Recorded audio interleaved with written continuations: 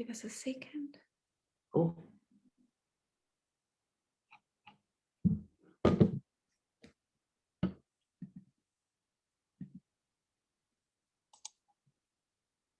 Right, good evening. I would like to welcome everybody that's joined our chat this evening. I'm going to just give another minute to give everybody a chance to settle down, grab a cup of tea. We are very excited this evening to be joined by Matthew. Hi, how are you guys doing? Hope you're all well. Very excited to be here and chat about my journey with you and the group and everyone around there. That's fantastic, Matthew. I think we're ready to go live. Cool. My name is Miranda van Dam. I'm the chairperson of the AXPAR support group of South Africa. This is just a small reminder that we are not medical professionals. And the story that you're listening to tonight is a live witness from one of our patients. The Voice of the Patient and the Voice of the Expert program is designed to bring not only live witness, but also to educate and support you at home. During these 6 months, you will have the opportunity to listen to patient stories. We will also chat to motivational speakers. Who can forget the chat we had with Joey Evans? We will also be speaking to rheumatologists, physiotherapists, and pain specialists. Today, I would like to introduce you to Matthew Farr. Matthew and I met a year ago at the Cape Argus. Matthew's got AXPAR, and we are going to be picking his brain today. Matthew, thank you so much for taking the time and having the courage to speak to us about your diagnosis today. It's only a pleasure. I was wondering if we could start off by you telling us about your story. Okay, cool. So my story is quite a long story. It goes back quite a few years. I was probably around 7 or 8 years old. I was going into standard 1. What's that? Grade 3. Don't really remember where my pain started, but I do remember having this pain in my ankle. So, being a kid, my parents went left, right, and center, X-rays, doctors, trying to sort of figure out what was causing the pain. So we spent a good part of that year going backwards and forwards to doctors, and eventually ended up at a rheumatologist. We did all the tests, all the X-rays, blood tests. I was in the hospital so much, the nurses at the blood tests and the X-rays knew us by name. They knew what needed to be done. We literally were there 2 times, 3 times a week, getting tested. So yeah, eventually I was diagnosed with juvenile rheumatoid arthritis, and starting in my ankle. I spent most of that year in bed in pain. It wasn't fun for a 7-year-old. I just wanted to be outside and running around and playing with my friends, and pretty much had to be carried everywhere, carried into school, carried out of school. If we went shopping, had to be in a trolley or wheelchair. It wasn't a great start to life, but at least we had a diagnosis, being JRA. From the get-go, we're looking at the progression that the disease had made over that first year of being diagnosed. They told me that by the time I'm 16, I'll be in a wheelchair. Wasn't the best news, not something that my parents wanted to hear about. And I think, back then, this is a good, almost 30 years ago, the research on these diseases weren't great. So thrown onto a cocktail, parents wanted to hear about. And I think I'm getting a bit of a return there. Thrown onto a cocktail medicine, a lot of cortisone to manage the pain. So I think by the time I was 8 years old, I was probably around the 60, 65 kg mark. For a small kid, that's not ideal, and obviously brings its own issues with it. More so also on the mental side, kids can be mean, and I was made fun of. I was called the disabled kid all the way through primary school. But yeah, it was part of life then. And growing up, as I went through primary school, couldn't really play any sports. Doctors said that I was not allowed to play any contact sports, no football. It was quite demoralizing, and obviously couldn't work off the weight. But as I got older, eventually, the flares were coming on less and less. I think by the time I was 16 years old, I was having maybe 1 or 2 flares in the year around my ankle and my hips. But I started getting this very bad backache and this neck pain. Went to the physio, went to the doctors, and they said, no, it's just stress, tension, headaches. It's happens. It's one of those things. I'm not that sporty. I'm not playing a lot of sports. I'm not doing a lot of exercise. So it could be a little bit of that was causing the neck pain. Seeing physios every week to sort out the neck, getting injections, cortisone injections every month, just to try and sort this pain out. But no one ever put one and one together and thought, okay, maybe this is the arthritis coming out. Maybe it's affecting my back, like they said that it would 10 years earlier. So we just took it as a bad back and bad neck and tension headaches, and just continued to live our life. So it became the new normal for me, having pain, having headaches, having this upper back pain, this lower back pain. It was life, and I kind of put it off and never really thought about it being anything else. Sort of getting into my 20s, young, you're partying, drinking a lot, you don't really care about it. But I'd always get these pains. I'd get these rib pains, I'd get these hip pains that were putting me in bed and into hot baths, and I couldn't move, couldn't do anything. And you try and sneeze and you're in so much pain. It was quite an experience. And then I think it was around the end of 2013, I got this pain. This pain developed in my big toe, and I thought I'd maybe been bitten by a spider or something. And my toe was swelling, but it was only in my big toe. So I went to the doctors. They checked it out. They said, no, it's gout. You've got gout. You've got a bit of a uric or high uric acid levels. It's gout. Let's sort it out. Maybe you're just drinking too much or having too much of a good time. Let's get you on some medication and let's see if it sorts it out. Unfortunately, the medication did absolutely nothing. The pain started spreading into my foot, into the plantar fasciitis area, and it started spreading into my knee quite quickly, rapidly over a month or so.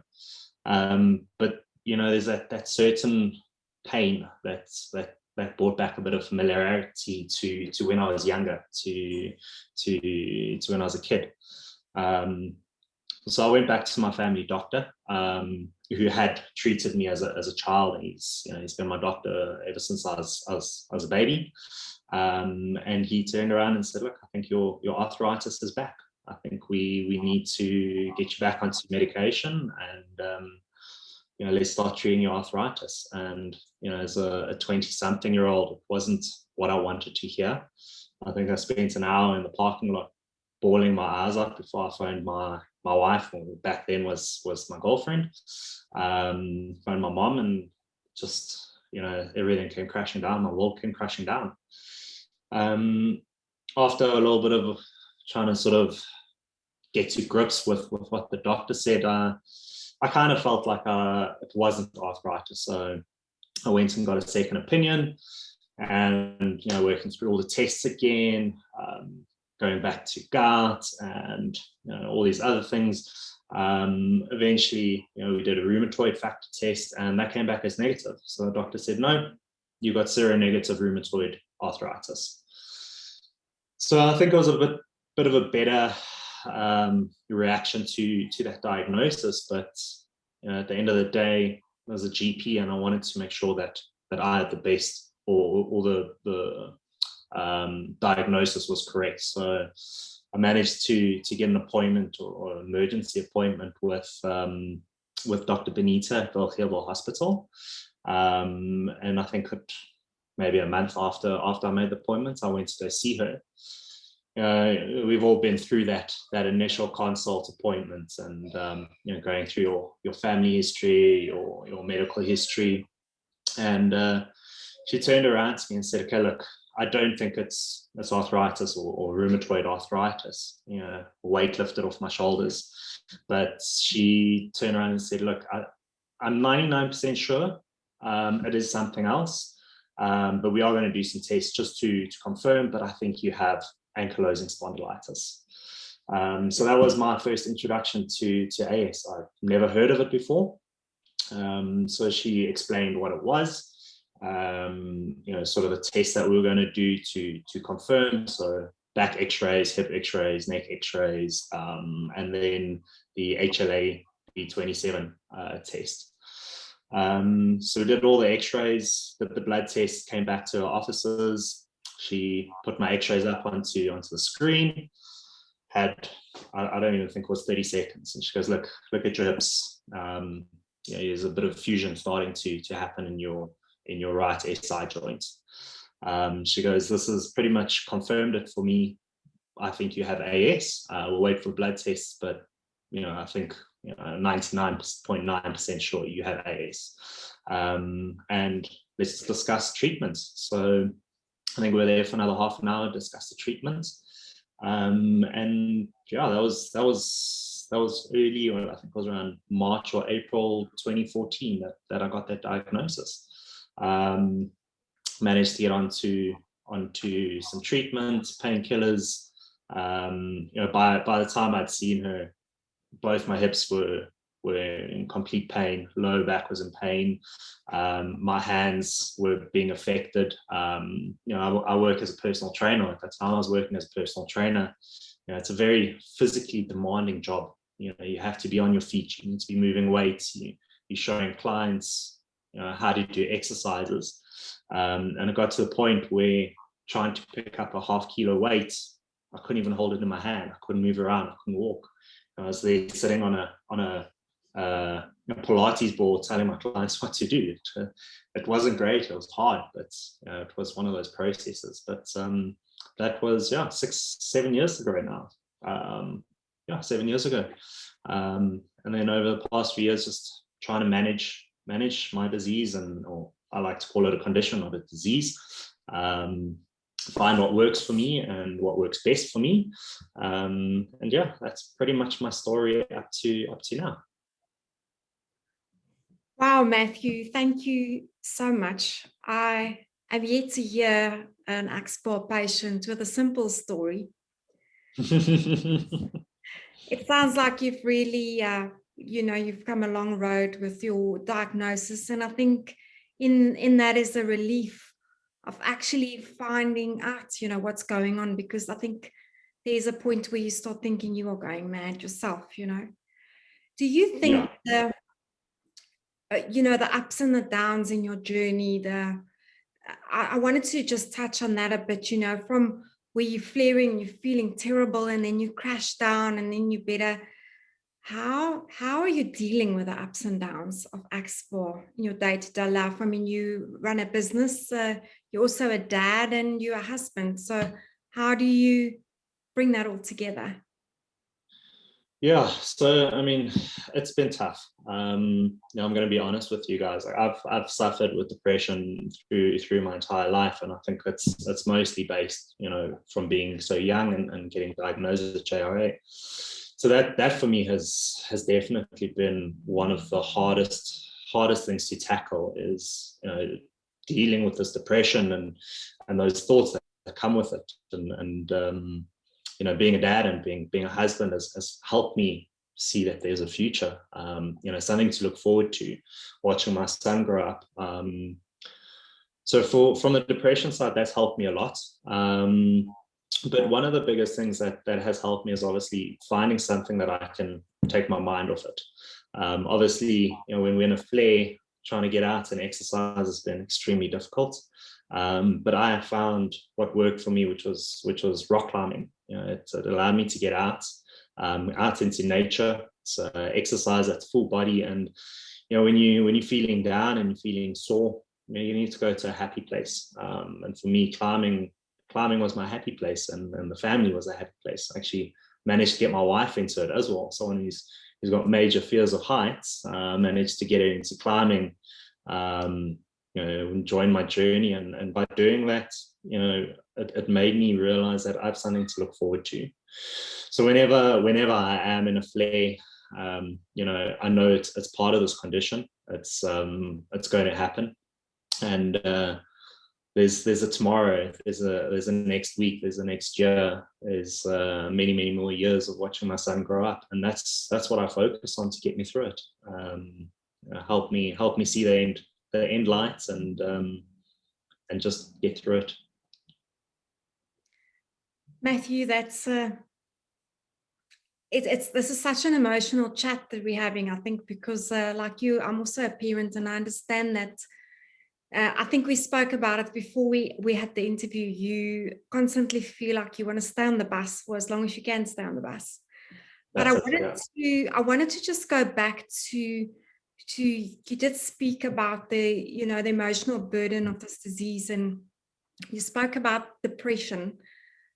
I wanted to just go back to that a little bit. I know we don't really like talking about it, but I think it's so important. That's one of the biggest questions we get from our patients, is this emotional burden. And I think it's got to do with the journey that you have, the frustrating journey of getting, years and years of being sent from pillar to post, from this doctor to the specialist, and then finally being diagnosed, where the relief, becomes apparent. And then there's this emotional roller coaster. How do you deal with this burden, the emotional side of it? How do you keep yourself on both legs? I think from early on, or from the diagnosis that I got in 2013, I identified that I needed a support structure. Whether it was my family or my friends or my wife, for me, I think that support was the biggest thing that I needed at that point. Like I said, growing up with depression, if you don't talk about it, it's just going to fester. And I think in terms of dealing with this condition, you need to talk about it. You need to talk to your support structure, so that they know what you're going through and what to expect. Because AS was new to me, learning everything about it, I shared it with my wife, I shared it with my mother, my father, my sister, so that they knew what was going on, what to expect. And I think by opening up to them and being honest with them about how I was feeling, when I was down, when you got these thoughts that you want to end the pain, if you talk to someone, it helps.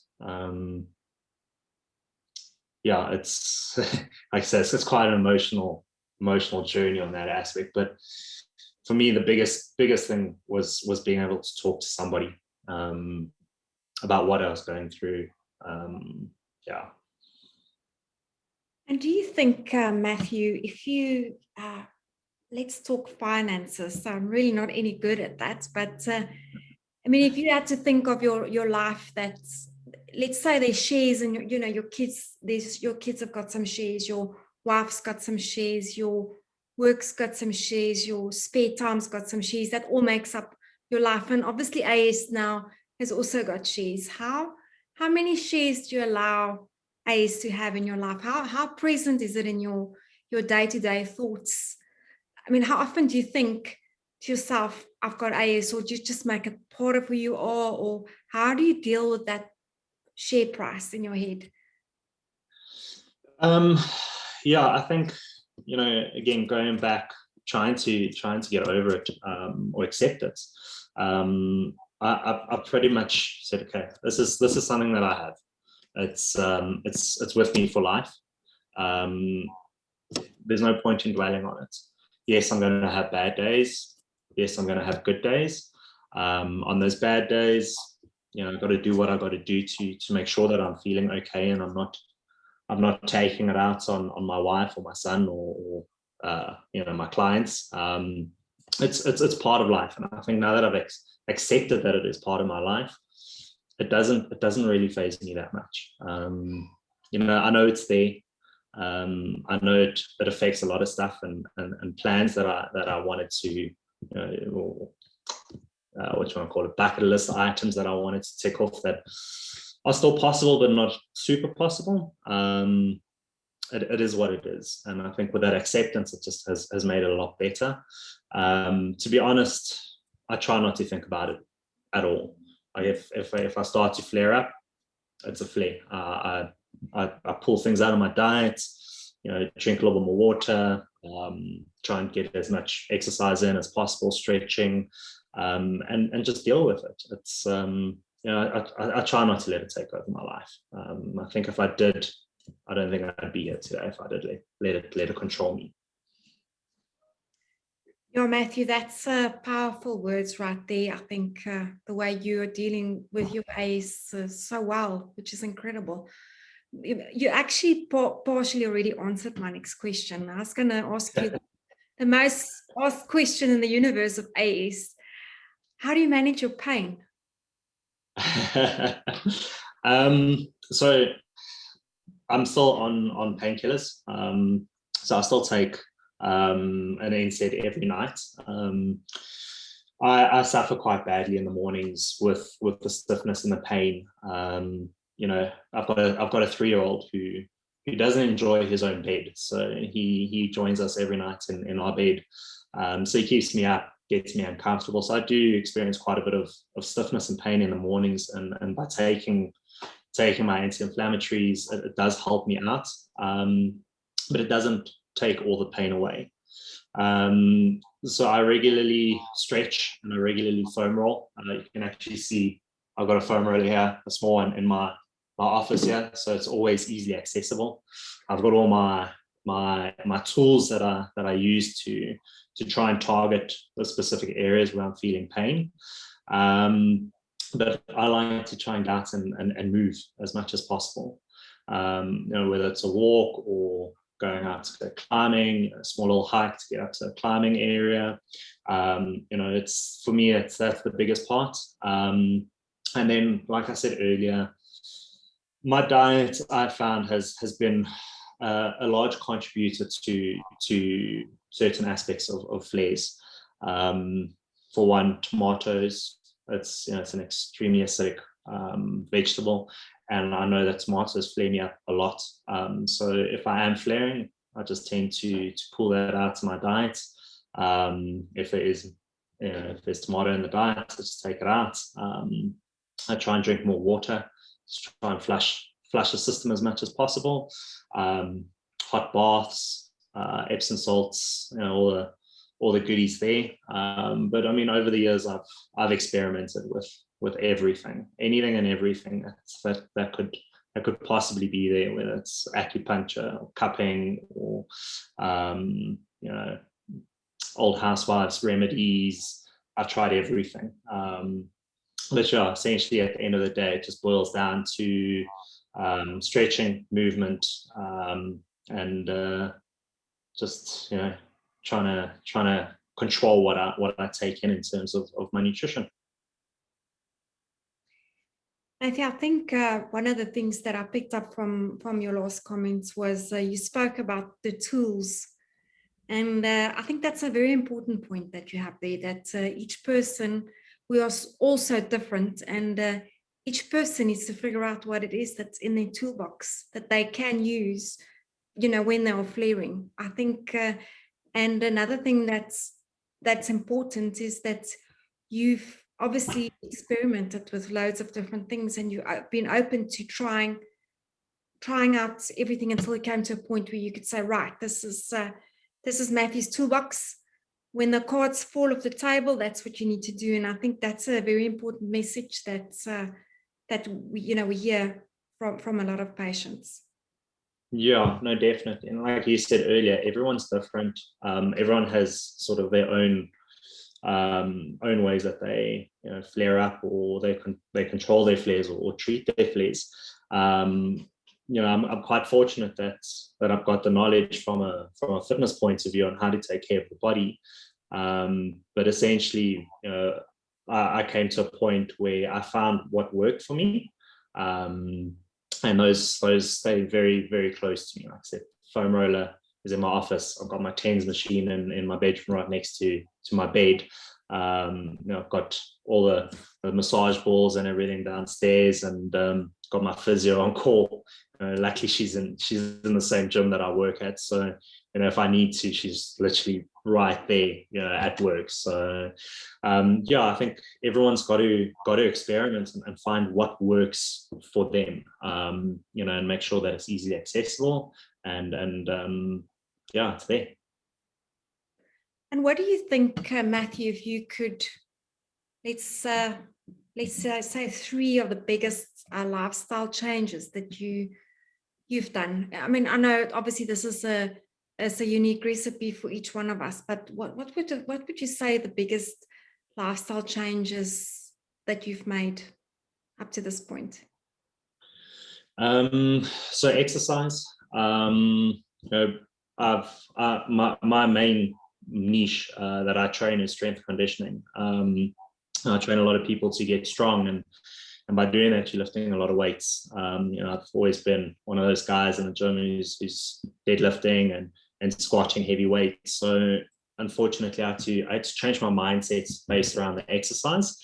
So I had to look for a new exercise modality that was going to be beneficial for me. So climbing for me was one of those things I've always wanted to do, and I said, screw it, I'm in pain, but I'm going to try it. So that was one of the biggest changes, was changing my view on what exercises I can do and can't do, and finding the exercise that makes me feel better, happier, from a mindset and a physical point of view. So that was one big lifestyle change. I stopped drinking many years ago, but with the diagnosis and seeing how alcohol affects flares and affects us, I decided to completely cut out alcohol out of my diet. So I think, I wouldn't say completely. I've had a few times where I've had a bit of a party and gone against what I normally do, but I've been off alcohol pretty much for almost 12 years now. I think that's changed a lot. And then obviously through the research, diet is a major part of managing AxSpA and AS. So I went to the extremes. Did the AIP protocol, the autoimmune elimination protocol diet, which is essentially eliminating pretty much everything out of your diet and going down to your bare basics and working back and slowly adding different fruits, vegetables, proteins, fats, carbohydrates, to see what would flare me up, what wouldn't flare me up, what would make me feel better. So yeah, that helped me out quite a bit. And it's something that I'm not strict on it anymore, but I know what causes major flares.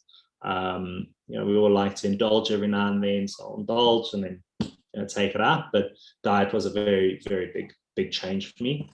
And then I think work has been a bit of or recently this month has been a big change. I left personal training 2018 to go work for someone, working for myself, to go into work for someone, and I ended up being behind a desk for a good 12 to 13 hours a day, or behind the steering wheel of a car, and that just wasn't ideal for me. It's was the stress that I didn't want to have, or stress that caused more flare-ups for me. So I made that decision to get back into the fitness game and change that aspect. Go from sitting down for 12 to 15 hours to standing up and moving around a gym and moving weights and helping people to change their lives has helped me change my life. And Matthew, what's been going through your head during these COVID times? I was just wanting to see, having an autoimmune disease, what were you thinking? Yeah, I mean, I think initially, a year ago, when it started getting bad in South Africa, it was a worry. It was a huge worry. You've got an immune system that doesn't like you, and it was a big fear. What happens if I bring it home? My parents are in their 60s. They are healthy, but what if I give it to them and I catch it and I give it to them? What happens then? How am I going to feel about it? So I think there was a lot of stress. I think I normally see my rheumatologist twice a year, and I think my appointment was at the beginning of April last year, and obviously they weren't allowing patients, so I didn't really get the chance to voice my concerns to Dr. B, like face to face. But I think then she kind of said, look, just do your research. At the moment, don't be too worried, but be a little bit cautious. So I did try and be quite cautious about what I was doing. Unfortunately, my job at the time, I was launching a supplement into Dis-Chem and into Clicks, and it required me to be in shopping centers a lot, on the road a lot. So there was a big concern. But yeah, I think at the moment, I think if again, I'm concerned about it. It's there, the concern sitting in the back of my head. But I think I deal with it the same way that I deal with my AS. It's there. If I get it, I get it. Not too sure what the outcome will be, but if I get it, then I deal with it when I get it. So yeah, that's pretty much how I've dealt with it at the moment. Matthew, you're one of the bravest people I know. Your attitude is amazing. Really is. It's lovely to hear your witness. I've got a last question for you, and then we've got one or two questions from patients as well. I wanted to ask you a last question from our side is, what would be your advice for somebody that's just been diagnosed with axSpA? What if you could sit with them for a minute and say to them, listen, this is what I need you to tell you that nobody's going to tell you. What would you tell them? First and foremost, set up your support base. For me, if you don't have that support base there, you don't have anyone to turn to. The people closest to you, they're the ones who's going to see you suffer. So get them on board, get them educated. If you're newly diagnosed, you're going to start educating yourself. Educate those people that are the closest to you, your friends, your family, your loved ones, your children. Let them in on the journey. Get that support base down. I think we're quite lucky that we have our group, the axSpA group. I think I joined it shortly after I was diagnosed, and I think there was like 8 or 9 people on this group. So I've seen the group grow, but I think we've got a closed group, and it allows us as patients who are going through the same journey to share our experiences. And I think that helps as well for newly diagnosed patients, is to talk about what they're going through, what they're experiencing. And then my second piece of advice is to find what works for you. I think we've all been on the journey of going through different types of medications and different types of treatments, but don't give up. The right mix of tools and treatments that's out there. You just got to find what works for you. So that would be my 2 biggest pieces of advice. Yeah. Thanks, Matthew. That's great advice. Actually, we've got France that's asked if you have any AIP guidelines that you could diet protocol tips that you could perhaps share in this live feed later on that you used, perhaps that you could share with the group.